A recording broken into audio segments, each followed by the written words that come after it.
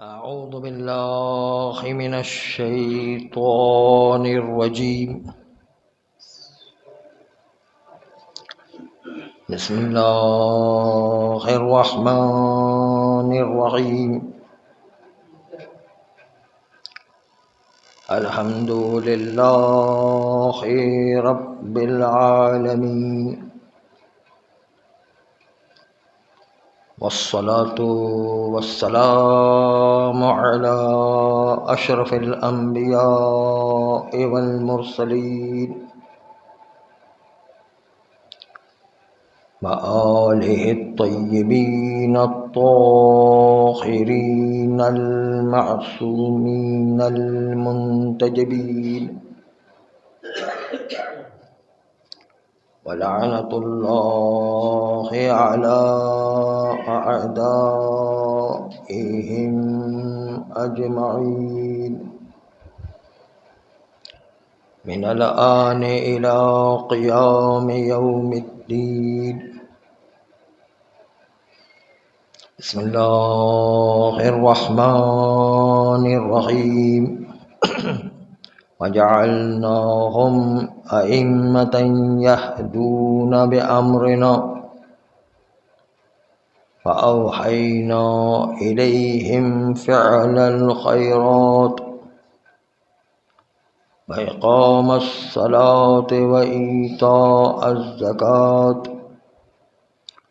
وكانوا لنا عابدين. وقال أيضا: وسيعلم الذين ظلموا أي منقلب ينقلبون. صلوات.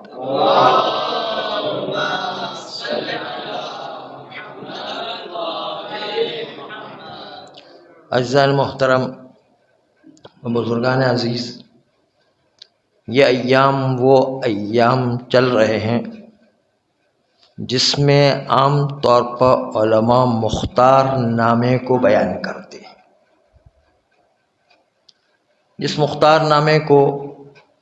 بہت طول و تفصیل کے ساتھ علماء ذکر کرتے ہیں، اور اس میں بہت سی روایات میں آپ کو اختلاف بھی ملے گا، لیکن جو مشہور باتیں ہوا کرتی ہے عام طور مجلسوں میں وہی ذکر ہوا کرتی ہیں، عوام اس اختلافات کا شکار نہ ہو جائے. تو دو تین تذکر پہلے عرض کرنے، پھر اس موضوع کو ایک مرحلے تک آج کی ہماری زندگی کے ساتھ مربوط کیا چیز ہے اس سے منسلک چیز آپ کے سامنے پیش کریں گے.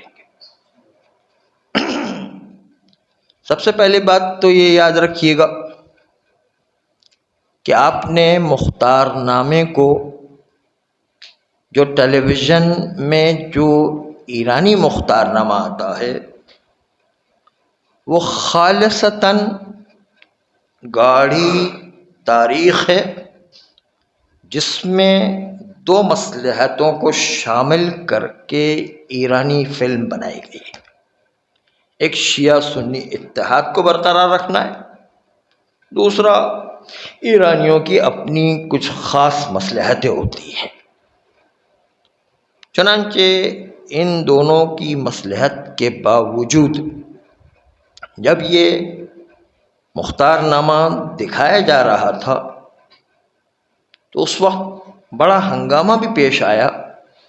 زاہدان کے علاقے میں، اور وہ یہاں افغانستان کے علاقے میں، کیونکہ وہاں پر فارسی تو سمجھتے ہیں، اردو بھی سمجھتے ہیں، تو اس کے نتیجے میں اہل سنت نے اپنے لیے اس کو خطرہ محسوس کیا کہ اس میں وہ واقعات دکھائے جا رہے تھے جو اہل بیت کی شان اور حقیقت بیان کی جا رہی تھی، لیکن پھر بھی اس میں ان کی مصلحتوں کو بھی کچھ شامل کر دیا گیا، خود ایرانیوں کو بھی مصلحت شامل ہے. آپ اگر ہمارا اشارہ سمجھ جائیں تو آپ کو پتہ چل جائے گا کہ اس میں دونوں کی مصلحتیں شامل تھیں. لیکن ہم آپ کے سامنے مختار نامہ کچھ اور انداز میں پیش کریں گے، اور وہ انداز یہ ہوگا کہ تاریخ کے ساتھ ساتھ جو واقعات پیش آئے اس کے پیچھے کون سے عوامل کام کر رہے تھے، اور کیا سبب تھی کہ وہ واقعات پیش آ رہے تھے، اس کی حقیقت پیچھے کیا چھپی ہوئی تھی، اس کو بھی آپ کے سامنے پیش کریں گے تاکہ آپ اندازہ لگا سکیں کہ وہ مختار نامے کے پیچھے کون سے عوامل کار فرما تھے۔ چنانچہ پہلا جملہ آپ اس میں دونوں چیزیں ہیں، اگر اشارہ ہمارا سمجھ جائے تو جب مختار پیدا ہوا، مولا امیر المومنین صلوات اللہ علیہ کا زمانہ تھا،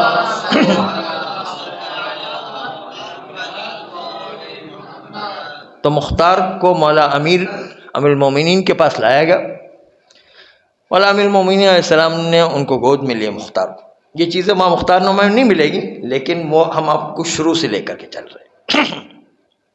مولا امیر المومنین علیہ السلام کی خدمت میں آیا تو مختار کو دیکھ کر مولا نے 3 دفعہ ایک جملہ کہا، انت کیسن انت کیسن انت کیسن، تم بہت زیرک و ہوشیار ہو، تم بہت زیرک و ہوشیار ہو، تم بہت زیرک و ہوشیار۔ اس میں 2 اشارے، ایک تو یہ کہ یہ آگے چل کر کے ایک بہت بڑا کارنامہ انجام دینے والا، اور کیس سے کیہان بنانا بہت آسان ہے۔ آپ اشارے سے جو ہے بات کو سمجھیے گا، کیونکہ ہم بات کھل کر کے نہیں کر سکتے ہیں۔ تو کیس ایک ایسا لفظ ہے کہ جس کو آسانی سے بدلا جا سکتا ہے، اور پھر اس کے اسی ایک لفظ سے ایک نئے کردار کو پیدا کیا گیا۔ تو کیس کا مطلب ہے مختار بہت ہوشیار، سمجھدار، زیرک انسان ہے۔ یہ مولا نے خود پیشین گوئی کی اور اشارہ تھا کہ یہی مولا حسین کے خون کے قتل کے قاتلوں سے بدلہ لینے والے ہیں، جس کو میثم تمار نے جیل میں بیان کیا تھا۔ تو پہلا جو ہے اشارہ مولا امیر المومنین کا اس بات کی طرف تھا۔ دوسرا مطلب یہ تھا کہ چونکہ حضرت مختار کے بارے میں معاشرے میں بہت اختلافات بھی اٹھائے جاتے ہیں، اس لیے ہمیں معصوم کی روایت کو دیکھنا پڑے گا کہ اس سلسلے میں معصوم ہستیاں کیا کہہ رہی ہیں۔ چنانچہ 56 روایتیں تقریباً مختار کی فیور میں ہیں، اور 3 روایتیں مختار کے مخالف ہیں۔ 56 روایتیں، اس کی عظمت یہ ہے کہ کثرت کے ساتھ ساتھ ظہور اور ان کا صراحت دلالت کرتا ہے کہ مختار کی فیور میں بات جا رہی ہے۔ لیکن اس سے پہلے کہ ہم روایت کی تجزیہ و تحلیل آپ کے سامنے پیش کریں، اس بات کو پیش کریں کہ مختار پر بہت سارے الزام لگائے گئے، دشمنان اہل بیت نے بہت الزام لگائے۔ مثلا کہا کہ یہ اپنے آپ کو نبی سمجھتا ہے، یہ اپنے آپ کو امام سمجھتا ہے۔ مختار نے کبھی نہ نبوت کا ادعا کیا نہ امامت کا ادعا کیا، بلکہ وہ ایک پیشنگوئی کرتا تھا۔ پیشنگوئی آپ کو پتہ ہے ذہین لوگ جو ہے اپنے اندازے سے ایک پیشنگوئی کر دیا کرتے ہیں کہ وہ سیاسی بازیاں دیکھ رہے ہوتے ہیں، اس کے بعد اس کو اندازہ ہو رہا ہے کہ اب آئندہ کیا واقعات ہونے والے ہیں۔ وہ اس کو کہتے ہیں کہ سیاسی بازیوں کو انسان اندازے سے اور جو ہے اپنی ذہانت کی وجہ سے بہت ساری چیزیں جو سامنے نہیں ہیں وہ بھی ہو جایا کرتی اور سمجھ جایا کرتا اب کیا ہونے والا ہے، اس لیے وہ پیشنگوئی کرتا اپنی ذہانت کی وجہ سے، جس کو مولا نے کہا تھا انت زیرک، انت جو ہے کیسن انت کیسن انت کیسن، وہ اپنی سمجھ بہت تھی اس کو، اس لیے ہر معاشرے کے ہونے والے واقعات کو بہت سمجھتا تھا وہ۔ اس لیے پہلے سے پتا کہ اب کیا ہونے والا ہے، سیاسی طور پر کیا چیزیں ہونے والی، وہ پہلے سے سمجھ جاتا تھا۔ تو لوگوں نے کہا یہ تو اپنے آپ کو نبی سمجھ رہا ہے، نبی نہیں کہتا تھا وہ، آپ کو بھی اندازہ ہے کہ معاشرے میں بہت ساری چیزیں آدمی کو خود ہی پتہ چل جاتی ہے کہ یہ ہونے والا ہے، یہ پتہ چل جاتا ہے خود بخود ہی۔ اسی لیے ایک جملہ جو ہے روایت کا کہ مومن جو ہے اس کی 2 طرح کی آنکھیں ہوتی ہیں، ایک ظاہری آنکھیں جس سے وہ ظاہری چیزیں دیکھتا ہے، ایک باطنی آنکھ بھی ہوتی جس سے وہ بہت سارے وہ واقعات پڑھ لیا کرتا ہے جو عام آدمی اس کو نہیں دیکھ سکتا ہے، عام آدمی اس کی جو ہے دیکھنے کی صلاحیت نہیں رکھتا۔ لیکن جو مومن جس کے ایمان کی طاقت ہوتی ہے، جس کے اندر ذہانت ہوتی ہے، وہ بہت سے ایسے واقعات دیکھ لیتا ہے جس کو عام انسان اس کو دیکھ ہی نہیں پاتا ہے۔ مثال کے طور پر آپ کے سامنے ایک مثال پیش کر رہا ہوں کہ ٹیلی ویژن میں آپ نے دیکھا ہوگا بے پردہ عورتوں کو خبروں میں، ڈراموں میں، مختلف فلموں میں دکھایا جاتا، تو ظاہر میں جو دیکھنے والی آنکھ ہے وہ کہے گی کہ یہ عورت بے پردہ ہے، لیکن خالی اسی کو نہیں دشمن چاہتا ہے، بلکہ دشمن اس کے پیچھے ایک منصوبہ بندی رکھتا ہے، اور منصوبہ بندی یہ ہے کہ اسی بے پردہ عورتوں کو دکھا کے عورتوں کے پردوں کو اتارنا ہے، اور اتارنے کے بعد بے پردگی کا معاشرہ پیدا کرنا ہے۔ یہ جو ہے ایک مومن کی آنکھ دیکھ رہی ہوتی کہ خالی جو ہے بے پردہ نہیں کیا جا رہا ہے، بلکہ پورے معاشرے کو تباہ کرنا ہے۔ یہ جو ہے ایک پلاننگ ہوا کر، یہ عام آدمی نہیں دیکھ رہا ہوتا،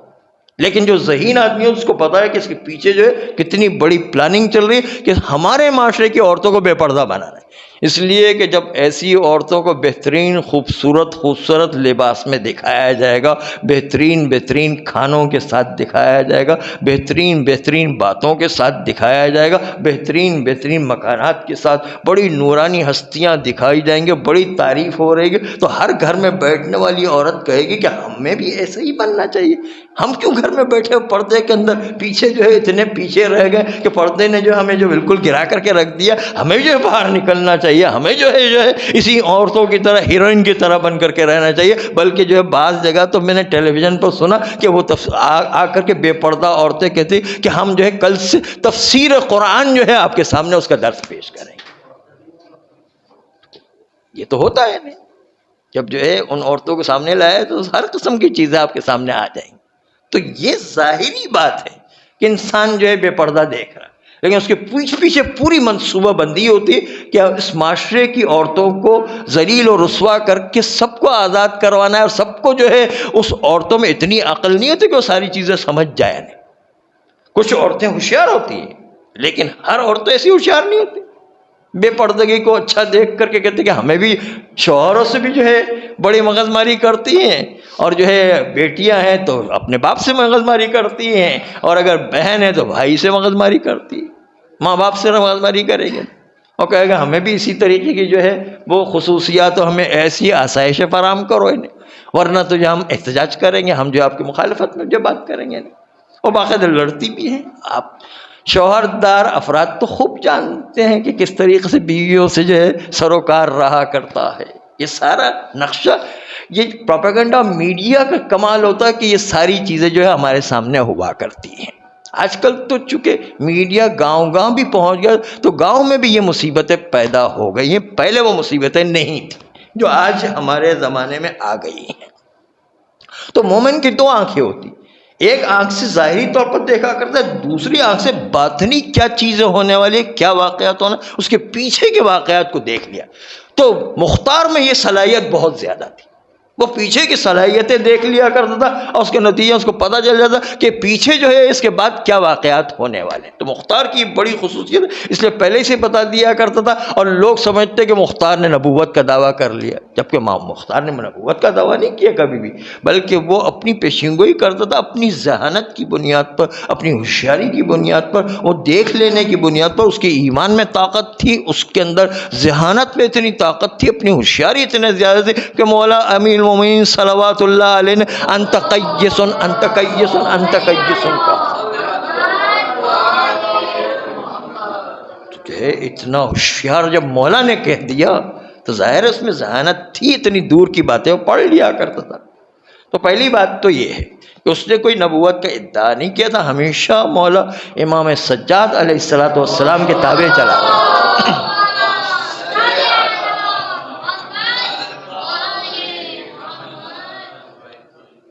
اور چونکہ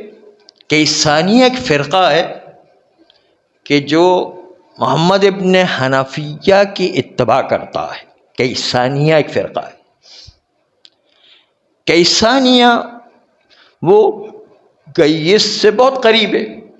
اس لیے مختار پر یہ الزام بھی لگ گیا کہ وہ کیسانیہ فرقہ کا ہے اور وہ محمد ابن حنفیہ کو مانتا ہے، وہ امام سجاد علیہ السلام کو نہیں مانتا۔ محمد ابن حنفیہ کی امامت کو مانتا ہے، مولا سید سجاد کی امامت کو نہیں مانتا۔ یہ صرف کیس کا لفظ جو آیا تھا تو کیسانیہ بنا دیے لوگوں نے۔ کیسانیہ اور کیہان بنانا بڑا آسان ہے،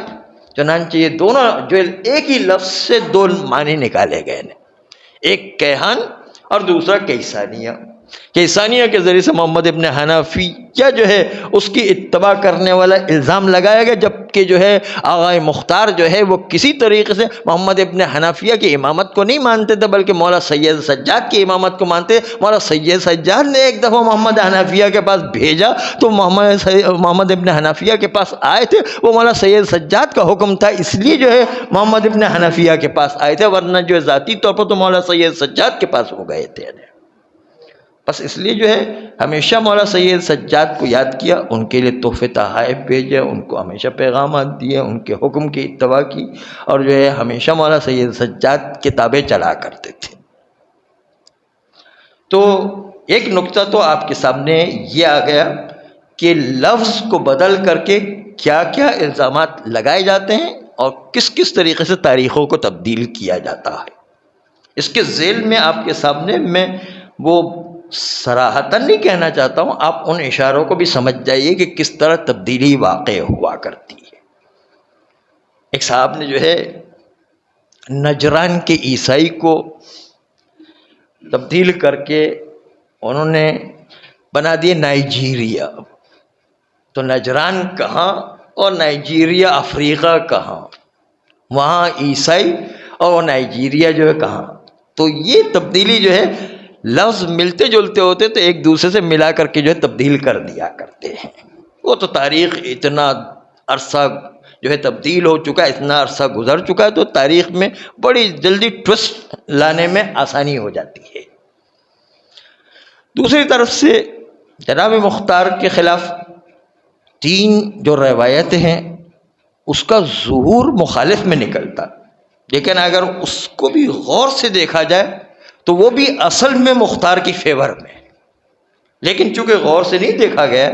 اس کی تحقیق نہیں کی گئی ہے، اس لیے تحقیق کیے بغیر آدمی کو ایسا لگتا ہے کہ یہ مختار کے مخالف جا رہی ہے۔ آپ کے سامنے ایک بیان پیش کر دیں، آپ خود اندازہ لگائیے کہ مختار کے خلاف ہے یا مختار کی فیور میں جا رہی ہے۔ وہ روایت یہ ہے کہ ایک دن جناب مختار وہ اپنے چچا جو مدائن کے گورنر تھے ان کے پاس جاتے ہیں، اور جانے کے بعد اصل میں یہ روایت دو ٹکڑوں میں بٹ گئی، ایک ٹکڑا حجاز میں چلا گیا، ایک ٹکڑا ہندوستان میں پہنچ گیا، اس کی وجہ سے روایت میں گڑبڑ ہو گئی اصل۔ تو وہ میں حجاز والے ٹکڑے کو آپ کے سامنے پڑھ رہا ہوں، اس روایت کے حجاز والے ٹکڑے کو آپ دیکھیے گا، جس میں جناب مختار کے لکھا کہ مختار اپنے چچا کے گھر جاتے ہیں،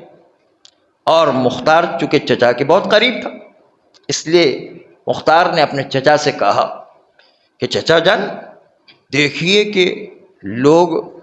کتنی چھوٹی چھوٹی پوسٹ پر ہونے کے باوجود، چھوٹے چھوٹے عہدے رکھنے کے باوجود جناب حاکم شام اس کو کتنے بڑے بڑے ہدیہ دے رہا ہو، کتنے بڑے عہدے دے رہا ہے، تو آپ تو گورنر ہیں، آپ اگر ایسا کریں کہ مولا حسن کو پکڑ کر کے گرفتار کر کے حاکم شام کے حوالے کریں گے تو ہمیں یہ حاکم شام کتنا بڑا تحفہ دے گا اور ساتھ ساتھ ہمیں کتنے بڑے عہدے دے گا، اس لیے کتنا ہی بہتر ہو کہ ہم جو ہے مولا حسن کو گرفتار کر کے ان کو رسیوں میں باندھ کر کے حاکم شام کے حوالے کر دے، تاکہ ہمیں بھی بہت بڑے بڑے تحفے ملے اور بہت بڑے بڑے جو عہدے ملے، اس سے بہتر موقع ہمیں اور کون سا آ سکتا ہے۔ یہ حجاز والا ٹکڑا جو ہے روایت کا آپ کے سامنے پیش، لیکن یہ روایت کا یہ ٹکڑا جب آدمی دیکھتا ہے تو اس سے مختار کی تنقیص ہوتی ہے اور مختار میں کمی نظر آتی ہے، مختار کے خلاف یہ روایت جاتی ہے، وہ ظاہر ایسے ہی ہے کہ روایت کو خالی اتنا دیکھا جائے تو اس سے مختار کی مخالفت پتہ چلتی. مختار جو ہے وہ غلط آدمی تھا کہ وہ جو ہے جس طرح دوسرے لوگ بک رہے تھے مختار بھی اپنے چچا کو، جو چچا بک نہیں رہا تھا اس کو تشویق کر رہا ہے، اس کو آمادہ کر رہا ہے کہ کسی طرح ہم بک کر کے جو ہے معاویہ سے تحفے تحائف لے کر آئیں اور بہت سارے عہدے ہمیں مل جائیں گے. تو یہ تشویق کرنے والی روایت ہونے کے اعتبار سے مختار جو ہے اس کی جو تنقیص ہو رہی ہے، مختار جو ہے اس کی کمی پیش آ رہی ہے، مختار جو ہے اس کی خرابی نظر آ رہی ہے، مختار جو ہے غلط آدمی نظر آ رہا. اب جو ہے آپ کو لکھنؤ کی روایت سناتے، جو حوزہ علمیہ لکھنؤ تھا وہاں پر جو اس روایت کا آدھا ٹکڑا پہنچا ہے، اس دونوں کو روایت کو ملائیں گے، پھر آپ نتیجہ نکالیے گا کہ دیکھیے گا نتیجہ جو ہے کتنا اچھا مختار کے حق میں آ رہا. وہ یہ کہ مختار اب وہ ہندوستان کی روایت آپ کے سامنے پیش کر ہندوستان کی روایت جو لکھنؤ کی روایت ہے اس کو حجاز کی روایت سے ملائے گا. ہندوستان کی روایت یہ ہے کہ مختار کے بارے میں لکھا کہ مختار اس نے جب دیکھا کہ مولا حسن کے ساتھ ہر آدمی دغا کر رہا ہے، اس کے کمانڈر بک رہے ہیں، ہر جو ہے سپاہی جو ہے رشوت لے کے جو ہے حاکم شام کے لشکر میں مل رہا ہے، اور جو ہے مولا حسن کو جو ہے ایک مرتبہ چاقو سے وار کر کے زخمی بھی کر دیا گیا، پیر میں زخم بھی آ گئے، اور جو ہے مختار جو ہے اس زمانے بہت پریشان ہے، انتہائی پریشان ہے. انتہائی پریشانی کے عالم میں مولا امیر المومنین صلوات اللہ علیہ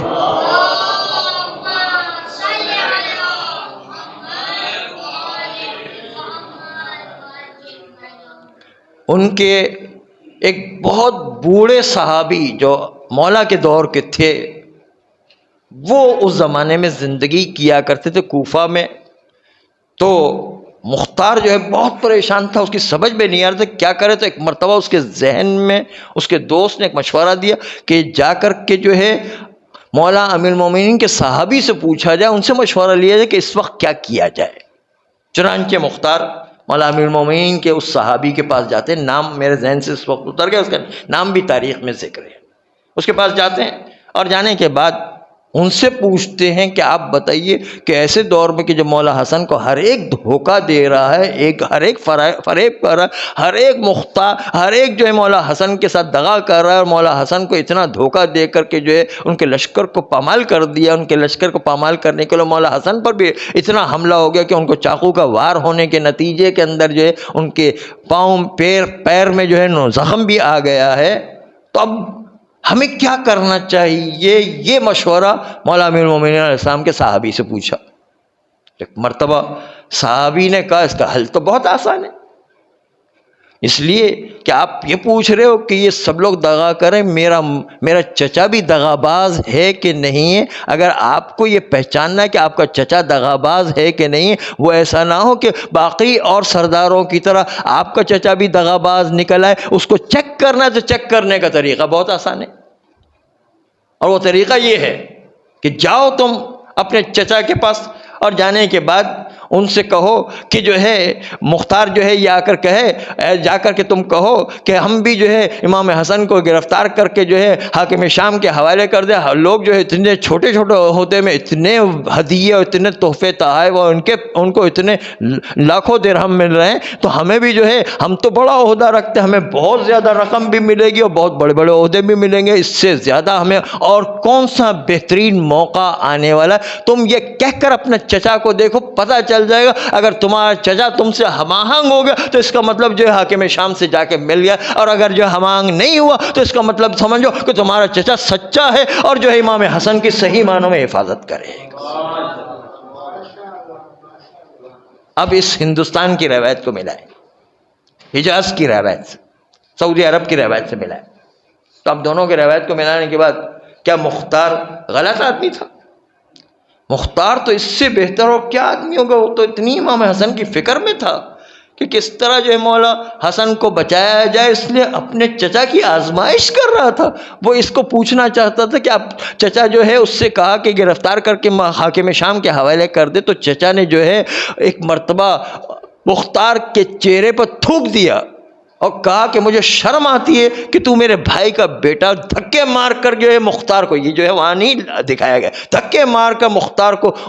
اس کے چچا نے جو ہے محل سے باہر نکال دیا اور کہا کہ مجھے شرم آتی ہے کہ تم میرے بھائی کا بیٹا ہے۔ روایت میں آگے لکھا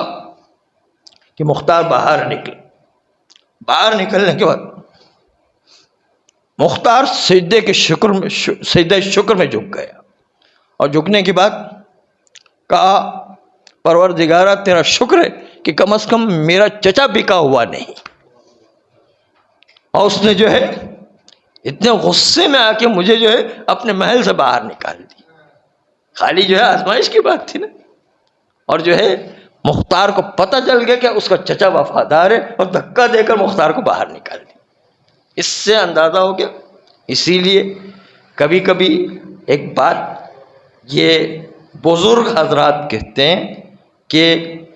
بزرگوں کے مشورے اور جوانوں کی طاقت، جب یہ دو چیزیں مل جایا کرتی ہیں تو قوم میں عظمت پیدا ہوتی،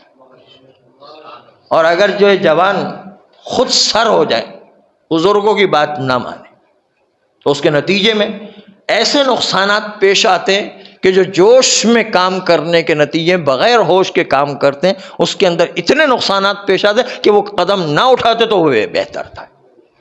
اس لیے ایک مشہور مقولہ انگریزی کا اولڈ از گولڈ، جو ہے جو پرانا ہوتا ہے نا وہ سونے کی طرح ہوتا ہے، اس کے مشورہ اور تجربہ سے استفادہ کرنے کی ضرورت ہوتی ہے۔ جوانوں کو بہت ساری چیزیں نہیں معلوم ہوتی، ان کے جو ہے مشورے سے استفادہ کریں گے۔ تو مختار نے اسی مولا کے صحابی سے استفادہ کیا، اور اس طرح جو ہے وہ اپنے چچا کو جج کیا کہ وہ سچا انسان ہے یا جو ہے دھوکے باز ہے۔ یہ تھا اس بزرگ کا مشورہ، اور اس کا جوان جو ہے مختار نے اس پر عمل کیا، اور اس کے نتیجے میں دیکھا کتنا بہترین نتیجہ ہمارے سامنے آتا ہے۔ تو بزرگوں کے مشورے اور جوانوں کی طاقت، یہ دونوں جب مل جاتی ہے تو قوم کو عظمت بخشا کرتی ہے۔ اس لیے جوش میں خواہ آنے کی ضرورت نہیں ہوا کرتی، اور اسی جوش سے جو ہے میں آگے ایک موضوع کو لے کر کے چل رہا ہوں، ذرا آج کے کرنٹ ٹاپک سے جو ہے متعلق ہے، اور وہ یہ کہ جو اسلام دشمن ایلیمنٹس ہیں، اسلام دشمن طاقتیں ہیں، وہ جانتے ہیں کہ جوانوں کو جوش دلا کر، جوانوں کو جذبات میں لا کر ان کو الو بنایا جا سکتا ہے، ان کو بے وقوف بنایا جا سکتا ہے، ان کی جہالت سے فائدہ اٹھایا جا سکتا ہے۔ اگر وہ بزرگوں کے پیچھے نہ چلے تو اس کا نتیجہ یہی نکلا کرتا ہے۔ اس لیے اسلام دشمن طاقتیں عام طور پر معاشرے میں ایک ایسے انسان کو ہیرو بنا کر کے پیش کرتی ہے جو ہیرو نہیں ہوتا ہے، بلکہ اسلام دشمن ایلیمنٹس اس کو ہیرو جان بوجھ کر بنایا کرتا، اور عوام کے جہالت سے وہ فائدہ اٹھا رہے ہوتے ہیں۔ چنانچہ ایک دو تاریخ کی مثالیں آپ کے سامنے پیش کر رہا ہوں، آپ دیکھیے گا، اور آج کے جو مسائل ہمارے پاکستان میں گزر رہے ہیں اس پر آپ خود ہی تطبیق کر لیجئے گا۔ چنانچہ کسی زمانے میں مصطفیٰ کمال پاشا ترکیہ میں آیا، اور اس کو ایسا ہیرو بنایا گیا اور مسلمانوں کی جہالت سے ایسا فائدہ اٹھایا گیا کہ ہیرو بنانے کے بعد اس کو ایسا عظیم ہیرو بنایا گیا کہ جس میں وہاں پر گیلیپو ایک جنگ تھی، اس جنگ میں اس وقت مصطفیٰ کمال پاشا کو فتح ہوئی، اور وہ اس زمانے کی سپر طاقت کے مقابل میں گیلیپو کے مقام پر اس مصطفیٰ کمال پاشا کو ایسی فتح ہوئی کہ پوری مسلمان دنیا میں مصطفیٰ کمال پاشا کا نام ہی نام ہو گیا۔ یہ جو ہے اس تاریخ کو اپنے سامنے سنبھال کے رکھیے۔ پھر اس کے بعد مصطفیٰ کمال پاشا اس کو ایسا ابھارا گیا کہ اس کو تاریخ میں بتایا گیا کہ وہ ایک جنرل تھا، اور پھر اتنا اس کا نام ہو گیا اسلامی دنیا میں کہ اس زمانے میں کہ جب تمام مسلمان علاقوں میں، چاہے وہ الجزائر ہو، چاہے وہ لیبیا ہو، چاہے وہ عراق ہو، چاہے وہ افریقہ کا علاقہ ہو، حتیٰ انڈیا بھی سرنڈر کر گیا تھا سپر طاقتوں کے، لیکن گیلیپو کے مقام پر مصطفیٰ کمال پاشا کو اس طرح مقابلہ کروایا کہ جس کے نتیجے میں اس کو سامنے سب کے سامنے فتح یاب ہو گیا، اور مسلمانوں کا سر جو ہے وہ فخر سے اونچا ہو گیا۔ ہر ایک جو ہے مصطفیٰ کمال پاشا کی جو اتنی تعریف کر رہا تھا کہ اگر آپ کے دادا زندہ ہو، یا اگر دادا زندہ ہو تو 100 سال پہلے کی کتابیں اٹھا کر کے دیکھیے کہ کتنا مصطفیٰ کمال پاشا کا نام ہو گیا تھا۔ اتنا نام ہو گیا کہ ہر گھر میں، ہندوستان کی بات کروں جبکہ وہ تھا ترکیہ کا ہے،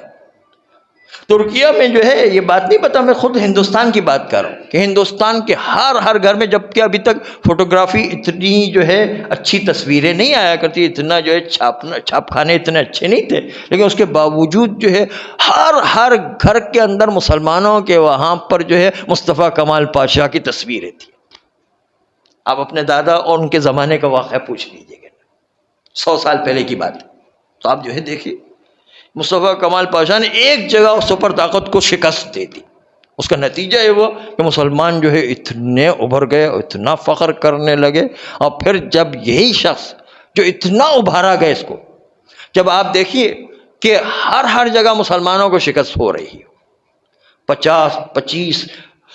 20 10 5 جو ہے مختلف مقامات سے مختلف روزانہ خبریں آ رہی کہ مسلمانوں کو وہاں پر اس پر ظلم ہوا، وہاں پر ظلم ہوا، الجزائر میں جو ظلم ہو گیا، فلسطین میں جو ظلم ہو گیا، افغانستان میں ظلم ہو گیا، فلاں جگہ ہر جگہ مسلمانوں پر ظلم ہونے کی خبریں آ رہی۔ اس کے درمیان 25 جو ہے مسلمانوں کو شکست کے درمیان ایک فتح کی خبر کے نتیجے میں ہوا یہ کہ اس کو اٹھانے کے نتیجے جب وہ سربراہ مملکت بنا، ابھی تک جنرل تھا، اس کے بعد سربراہ مملکت بنا، سربراہ مملکت بنتے ہی اس نے قرآن کو منع کر دیا،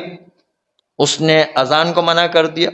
اس نے نماز کو منع کر دیا، اس نے پردے کو منع کر دیا، اس نے حج کو منع کر دیا، اور کہا کہ یہ ساری چیزیں بیکار ہیں۔ ابھی آئے ہیں، ابھی تازہ وہ دیکھیں مسلمان دنیا میں کیسا اٹھائے، خالی ایک اس کو فتح دیے، اور وہ بھی اس نے فتح نہیں پائی تھی، اصل میں وہ اسلامی دنیا کے جو مخالف ایلیمنٹس ہیں اس نے جان بوجھ کر یہ فتح مسلمانوں میں ظاہر کی۔ بعد میں پتہ چلا یہ خود استعماری طاقتوں کی ایک سازش تھی کہ مصطفیٰ کمال پاشا کو اٹھایا گیا، ہیرو بنایا گیا۔ ابھی آپ کے سامنے 2-3 مثالیں آئیں گی، اس کو اٹھایا گیا، اٹھانے کے بعد اس طرح اٹھایا گیا کہ اس کے بعد جو ہے وہ سب ساری دنیا میں جو اس کا نام ہو گیا۔ البتہ وہ بھی دیکھتے کہ معاشرے میں ایک شخص جو ہے اس کا نفوذ ہونا چاہیے، اس کو نیٹ اینڈ کلین ہونا چاہیے، اس کا ریکارڈ اچھا ہونا چاہیے، اس کو اٹھاتے ہیں اور دیکھتے ہیں کہ ہاں یہ ہمارے کام کا بندہ ہے۔ اس کے بعد جو ہے اس کو اٹھانے کے بعد جو ہے اس کو پوری دنیا اسلامی کے اندر ایک ہیرو بنا کر کے پیش کرتے ہیں، اور پھر اسی سے کام لیتے ہیں، اور اٹھانے کے جو ہے پیچھے سارا ہاتھ انہی استعماری طاقتوں کا اور سپر طاقتوں کا ہاتھ ہوا کرتا ہے، اور مصطفیٰ کمال پاشا کے ہاتھ میں یہ ساری چیزیں تھی، اور اس کے نتیجے پھر وہاں سے اوپر آرڈر آ گیا، نماز بند۔ نماز کا اگر پڑھنا بھی ہے تو آپ عربی میں نہیں پڑھیں بلکہ نماز کو ترکی زبان میں پڑھیں، اگر قرآن پڑھنا ہے تو عربی میں نہیں پڑھیں، ترکی زبان میں پڑھیں، اگر آپ کو اذان دینا ہے تو اذان جو ہے وہ عربی زبان میں نہیں دیں، ترکی زبان میں دیں، اگر آپ کو جو ہے قرآن پڑھنا ہے تو قرآن جو ہے وہ عربی زبان میں نہیں بلکہ ترکی زبان میں، حج انجام دینا، حج بھی عربی زبان میں نہیں، وہ ترکی زبان میں انجام، سب کو منع کر دیا، اس نے پردہ اتار دیا۔ یہ دیکھیں کیسی دشمنوں نے سازش رچی کہ جس کے نتیجے جو ہیرو بنائے گئے جان بوجھ کر کے، اور پیچھے سے دیکھیں کتنی کاٹ کرے، مسجدیں ساری بند کروا دی اس نے، اور جگہ جگہ چرچ اور گرجا گھر بننے لگ۔ یہ کتنی سازش پکی تھی کہ جب پورے مسلمان دنیا میں ہیرو بن گیا تو اس کے ذریعے سارے کام جو استعماری طاقتیں انجام دلوا رہی۔ یہ مصطفیٰ کمال پاشا، اور سارے کام انجام دینے کے بعد خالی اسی پر جو ہے وہ پریکٹیکل نہیں کیا گیا بلکہ اس کے برابر کی مملکت رضا شاہ پہلوی، اس کے ساتھ بھی یہی کیا گیا۔ اس کو بھی یہی، اس نے دیکھا کہ میرے بھائی نے یہ کام کیا تو میں بھی یہ کام کیوں نہیں کروں، اس سے ہماری طاقت نے اس کو بھی ابھارا۔ اس نے بھی جو ہے کیا کیا، اس نے بھی پردہ اتار دیا، اس نے بھی جو ہے قرآن کو کہا کہ فارسی زبان میں ہوگا، قرآن عربی زبان میں کوئی نہیں پڑھے گا، اذان دینا ہے تو فارسی زبان میں اذان دو، اگر نماز پڑھنا ہے تو عربی زبان فارسی زبان میں دو، قرآن پڑھنا ہے تو فارسی زبان میں، اذان دینا ہے فارسی زبان میں، حج انجام دینا ہے فارسی زبان میں، نماز پڑھنا ہے فارسی زبان میں، کوئی عربی زبان میں جو ہے قرآن نہیں پڑھے گا۔ دیکھیں آتے ہی جو ہے، اور اس نے بھی، شاہ ایران نے بھی پردے کے اور اس عورت کے پردے کے اتار دینے کا حکم آتے ہی جاری کر دیا۔ یہ دونوں بھائی تھے اپنے، اور پیچھے سے چلانے والے کوئی اور دنیا تھی۔ تو یہ چیزیں چلتی ہیں۔ پہلے ایک آدمی کو ہیرو بنایا تھا مسلمان دنیا میں، ہیرو بنانے کے بعد پھر وہ زیرو ہو جاتا ہے۔ ہیرو کے بعد زیرو جو ہے بڑا وزن بھی ہم وزن ہے، بڑا کمال کا وزن ہے۔ تو آپ دیکھیں کہ کس طریقے سے جو کام کیا جاتا ہے، اور اس کو مصطفیٰ کمال پاشا خالی اکیلا نہیں، آپ دیکھیں کہ کسی زمانے میں کرنل قذافی کو اٹھایا گیا تھا۔ کرنل قذافی آپ 70s میں جا کر کے دیکھیں، 70s کے اندر وہاں پر کرنل قذافی کا ہر گھر میں مسلمانوں کے وہاں پر جو تصویر لگی ہوئی تھی۔ ارے اس کو چھوڑیں، بلکہ جو صدام کو دیکھیں 90s کے اندر، صدام ملعون جس کو ہم کہتے ہیں، ملعون یزید، اتنا برا تھا، لیکن جو اس کو بھی اٹھایا گیا اور اس کو مسلمان دنیا میں مشہور کیا گیا۔ ایسے دو چار کام کروا دیے کہ مسلمان دنیا جوشی لیے۔ مسلمان دنیا جو ہے اس کو الو بنانا آسان ہے، ان کی جہالت سے فائدہ اٹھانا آسان ہے۔ وہ سوچتے نہیں کہ اس کے پیچھے کون جو ہے کام کر رہا ہے اور کیا چیز اس کے ہمارے سامنے پیش کی جائے۔ صدام کو اتنا اٹھایا گیا، ایک جو ہے اسرائیل کے اوپر اس نے میزائل داغا تھا، تو اس کے نتیجے میں جو اتنا اٹھایا گیا کہ ہر مسلمان کے گھر کے اندر صدام کی تصویریں تھیں۔ یہی صدام، خالی اسی پر اکتفا نہیں کیا، بلکہ بڑے بڑے خواب نظر آنے لگے۔ ایک خواب نظر آیا کہ رسول اللہ نے بڑے معتبر قسم کے ذرائع اخبار اور ذرائع ارسال اس کے اندر شامل ہو گئے، اور اخبار کے بڑے بڑے اخبار نویس جو ہے یہ خبروں کو شائع کر رہے تھے کہ ہم نے خواب میں دیکھا کہ رسول اللہ تشریف لائیں، اور کہہ رہے ہیں کہ صدام جو ہے وہ تو میرے مشن کو پورا کر رہا ہے، اس لیے ان کا ساتھ دو۔ یہ خواب بھی نظر آنے لگے لوگوں۔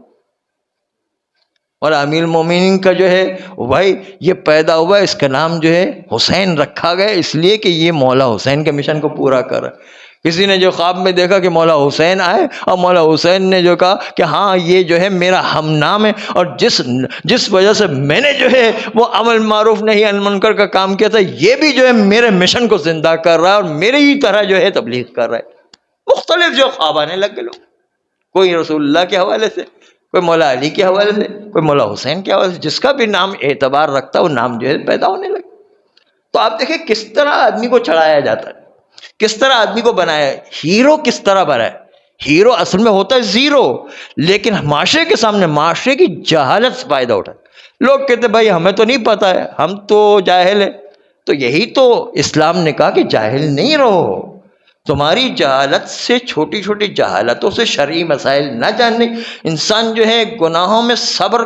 گناہوں سے بچنے میں اپنے آپ کو صبر کو کنٹرول کرے، اور جو ہے مختلف جو ہے وہ معلومات انسان رکھے اور اس کے نتیجے کے اندر گناہوں سے بچے، تو انسان خود بخود ان چیزوں سے بچ جائے گا، اس کو سمجھ میں آ جائے گا کہ جو حقیقت پیچھے کیا چل رہی ہے۔ وہ انسان کی اپنی خرابی کی جس کی اسے جہالت رہا کر، اور جہالت کے آثار ہوتے ہیں، اس کی وجہ سے جو مسائل پیدا ہو جاتے ہیں۔ چنانچہ روز قیامت کے اندر بھی جو ہے ایک دن کسی صاحب سے کہا کہ بھائی فلاں صاحب کی مجلس میں کیوں نہیں جاتے ہیں؟ کہا وہ باتیں تو بہت اچھی کرتے لیکن جائیں گے تو پھنس جائیں گے، اس لیے کہ وہ باتیں ایسی کرتے کہ جس کے نتیجے کے اندر ہمیں جو ہے پھر عمل کرنا پڑ جائے گا۔ اگر عمل نہیں کریں، اس لیے جاؤ ہی نہیں، سنو ہی نہیں، تو ہمیں جو ہم پر کوئی ذمہ داری نہیں آئی۔ وہ جو ہے اس طرح کی باتیں کرتے ہیں۔ تو یہ جو ہے خود ایک بے وقوفی ہے، اس لیے کہ روز قیامت کے بارے میں روایت ہے۔ روایت یہ ہے کہ ایک آدمی جو گناہگار ہے اس کو ایک ڈانٹ پڑے گی، اور جس نے علم حاصل نہیں کیا اور وہ گناہگار ہو گیا تو اس کو 2 ڈانٹ پڑے گی، 2 عذاب ہو گئے۔ اللہ تعالیٰ سوال کرے گا ہل عملت، تم نے کیوں عمل نہیں کیا؟ تو کہے گا مولا پروردگارا مجھے پتہ ہی نہیں تھا، اتنا آدمی بدھو بن جاتا ہے شریعت کے مسئلے میں، اور جو ہے باقی دنیا کی ساری معلومات اس کے پاس ہے، خالی شریعت کے مسئلے میں بدھو ایسا جو ہے 100 سال ایک شہر کا نام بھی لیا جاتا، 100 سال میں جو ہے اس سے پہلے جو ہے اس زمانے کے اندر وہاں کے جو افراد ہوا کرتے ایسے بدھو ہوا کرتے، ایسے بھولے بھالے بن جایا کرتے شریعت کے مسئلے میں، ایسے بن جاتے اب کہ دنیا کی ساری معلومات اس کے پاس ہو، خالی شریعت کے مسئلے میں اس کے پاس علم نہیں۔ تو روز قیامت کہا جائے گا کہ بھائی حل عمل تھا، تم نے عمل کیوں نہیں کیا؟ تو کہے گا پروردگار مجھے تو پتہ ہی نہیں تھا، مولویوں نے نہیں بتایا۔ اب اپنا سارا قصور مولویوں پر ڈالتے، مولویوں کی کوئی ذمہ داری نہیں ہے، انسان کی اپنی ذمہ داری ہے کہ جا کر کے علم حاصل کرے، مولویوں کی کوئی ذمہ داری نہیں ہے، ہر ایک کی اپنی ذمہ داری علم سیکھنا ہے۔ چنانچہ پھر کہے گا اللہ کہ بھائی تم پر سیکھنا خود واجب تھا، تم نے مولویوں پر کیوں ڈال دیا؟ تو اس کے نتیجے میں وہ خاموش ہوگا، اس لیے کہ اس کو علم نہ حاصل کرنے کا ایک گناہ ملے گا عذاب، اور عمل نہ کرنے کا ایک عذاب ملے گا۔ تم جو ہے وہ جنگلوں کے اندر ایسی جگہ تھوڑی رہتے ہو کہ جہاں پر کوئی اطلاع نہیں مل سکتی، آپ جو شہر کے اندر رہتے ہو ہر قسم کی معلومات ہو سکتی ہے، ہر قسم کے عالم سے، ہر قسم کے نیٹ اور میڈیا سے جو ہے اپنے تعلقات قائم کر کے جو ہر معلومات لیتے ہو، شرعی مسائل بھی سیکھو ہے۔ چنانچہ وہ جو جنگلوں میں رہتا ہے، پہاڑوں پر رہتا ہے، جس کو کوئی ارتباط نہیں ہے، وہ ایک ممکن ہے اس کے لیے معافی ہو جائے، لیکن جو شہروں میں رہتا ہے، جس کا علماء سے ارتباط ہے، جس سے جو ہے معلومات لینے کا امکان موجود ہے، تو اس کے لیے کوئی معافی نہیں ہے، اس کو سیکھنا ہی سیکھنا ہے۔ چنانچہ یہ آدمی یہ جو ہے اس سے کہا جائے گا حل عمل تھا، کہے گا مجھے نہیں پتا تھا، کہا حل علم تھا، تم نے سیکھا کیوں نہیں تاکہ عمل کر سکو۔ یہاں پر سیکھنے کے گناہ کی وجہ سے بھی عذاب ہوگا، اور عمل نہ کرنے کے گناہ کی وجہ سے بھی عذاب ہوگا، دو عذاب اس کو برداشت کرنا پڑیں گے۔ تو یہ جو معاشرے میں خرابی پیدا ہوتی ہے اپنے انسانوں کی جہالت کی وجہ سے ہوا۔ چنانچہ آپ دیکھیں کہ کسی کو ہیرو بنایا جاتا ہے،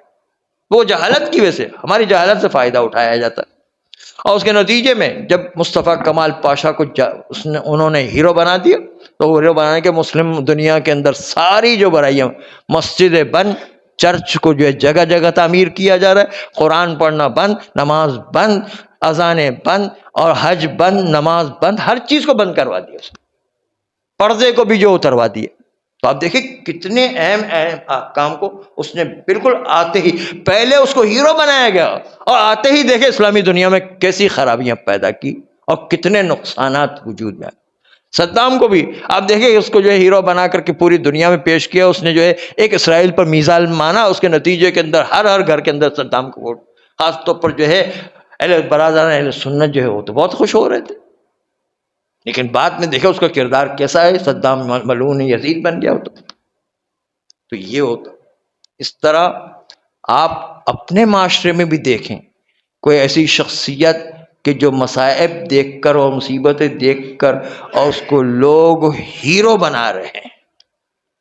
اور ہیرو بنانے کے بعد وہ پھر کیا کرے گا ہمیں نہیں پتا ہے، اس لیے اس مسئلے میں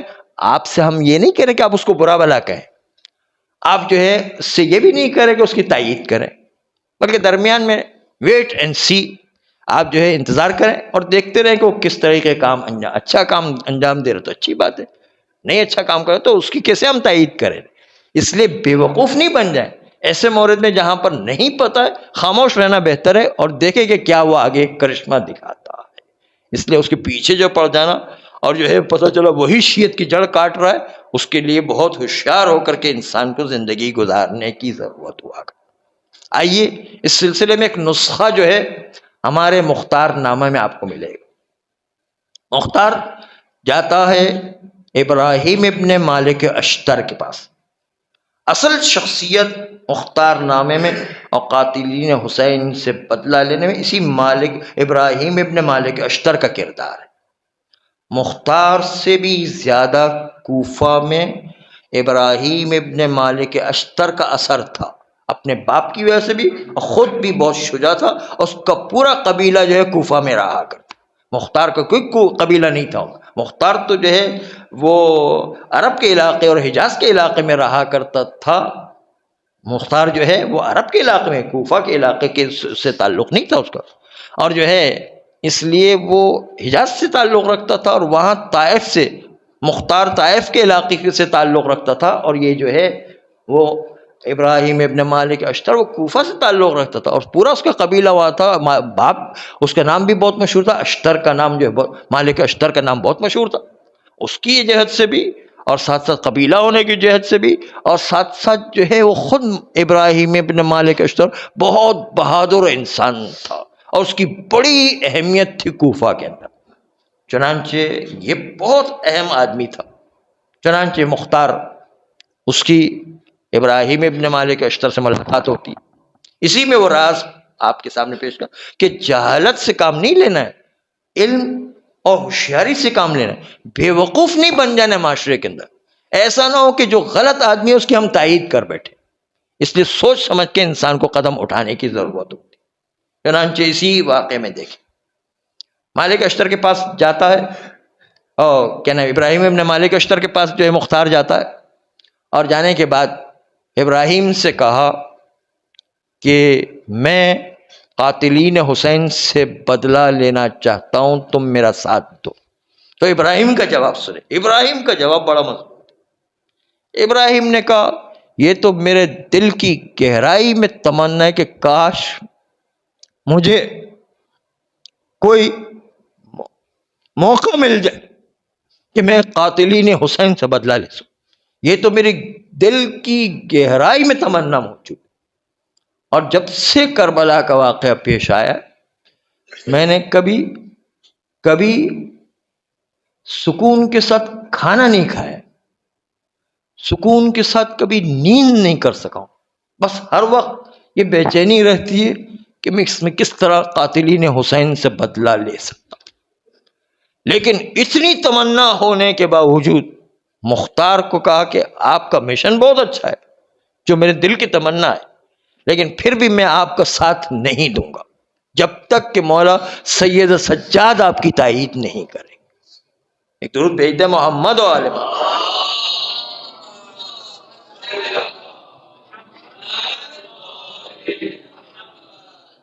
یہی بات ہماری عوام کو سمجھنے کی کہ ہمیں بھی ہر ایرے غیر نتھو خیر جو آ گیا، جس نے ایک نعرہ لگا دیا، جس نے جوش دلا دیا، اس کے پیچھے نکل پڑتے ہیں۔ یہ نہیں کرنا ہے، یہ کوئی طریقہ کار نہیں ہوتا ہے۔ اس کے پیچھے نکل پڑے اور جوش دلا دیا تو ہم اس کے پیچھے چل پڑے، بعد میں پتہ چلا کتنے ہی نقصانات ہو۔ نہیں، جس کو امام نے معین کیا ہو یا نائب امام نے معین کیا ہو، ان کی اجازت سے کوئی اگر جلسہ جلوس ہوتا ہے تو اس کے پیچھے جاؤ، نہیں کہ ہر آدمی جو ہے جلوس نکال کر کے سامنے آ جائے، اس میں پتہ نہیں کتنے ہی نقصانات ہو جائے گا جس کو شمار نہیں کیا، اور پوری ملت بکھر کر کے رہ جاتی۔ ہر ایک کے پیچھے نہیں چلنا ہوتا ہے، جس کی تائید امام معصوم کرے یا نائب امام اس کی تائید کرے، تب جا کر کے ہم اس کے پیچھے جا سکتے، ورنہ ہر ایک کے پیچھے ہمیں نہیں جانا ہوتا، اور جو ہے اسی سے جو ہے ملتوں کی اسی جہالت سے دشمن فائدہ اٹھاتا ہے، اور اس کے نتیجے میں پوری ملت بکھر کر کے رہ جاتی، اور وہ بہت بڑا نقصان ہو جایا کرتا۔ تو مالک اشتر کے بیٹے نے، ابراہیم نے جو جملہ کہا کہ یہ تو میرے دل کی تمنا ہے، یعنی اتنا اچھا عمل کہ جو انسان کے دل کی گہرائی میں تمنا ہے، اس کے باوجود جو ہے ابراہیم ابن مالک اشتر مختار کا ساتھ دینے کو تیار نہیں، کہا کہ جب تک مولا سید سجاد آپ کی تائید نہیں کریں گے میں آپ کا ساتھ دینے کو تیار نہیں۔ اس لیے مولا سید سجاد کے پاس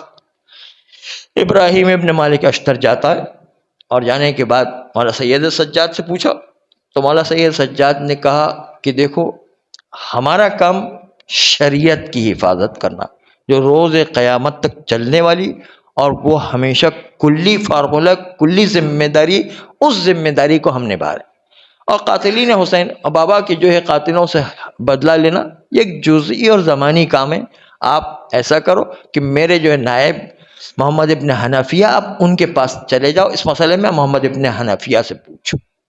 تو اس وقت جو ہے محمد ابن حنفیہ کے پاس ابراہیم ابن مالک اشتر جاتے ہیں۔ محمد ابن حنفیہ نے جو تائید کی ابراہیم ابن مالک اشتر کو مختار کی تائید میں جملہ کا، اس کے نتیجے کے اندر جو ہے مختار کی تائید ہوئی، تب جا کے ابراہیم ابن مالک اشتر نے جو ہے مختار کا ساتھ دیا، اور دیکھا کہ ہاں امام سجاد علیہ السلام نے اپنا نائب محمد ابن حنفیہ کو بنایا، اور محمد ابن حنفیہ نے مختار کی تائید کی، اس کا مطلب جو ہے امام نے جو ہے مختار کی تائید، اور اس طرح جو ہے مختار کو تائید حاصل ہو گئی ابراہیم ابن مالک اشتر کی، اور اس کے نتیجے کے اندر مختار کو طاقت مل گئی، اور اس کے بعد قاتلین حسین سے بدلہ لیا کہ جو آئندہ انشاءاللہ تھوڑا تھوڑا کر کے آپ کے سامنے آتا رہے گا۔ پروردگارہ ہمیں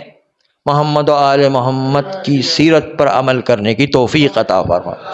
ہمارے گناہ کبیرہ و صغیرہ کو معاف فرما، آئندہ بھی گناہوں سے بچنے کی توفیق عطا فرما، نسلاً بعد نسل ایسی اولاد عطا فرما جو روز قیامت تک امام زمانہ علیہ السلام کے سچے سپاہی قرار پائے۔ پروردگارہ حوزات علمیہ کی حفاظت فرما، مراجع اعظام کی حفاظت فرما، انقلاب اسلامی ایران و عراق و لبنان و بحرین کی حفاظت فرما، ہم سب کو بھی امام زمانہ علیہ السلام کا سچا سپاہی قرار دے دے، ان کے اعوان و انصار میں شامل کر کے جامع شہادت نصیب فرما۔ ان اللہ و ملائکتہ یصلون علی النبی یا ایھا الذین آمنوا صلوا علیہ وسلموا تسلیما۔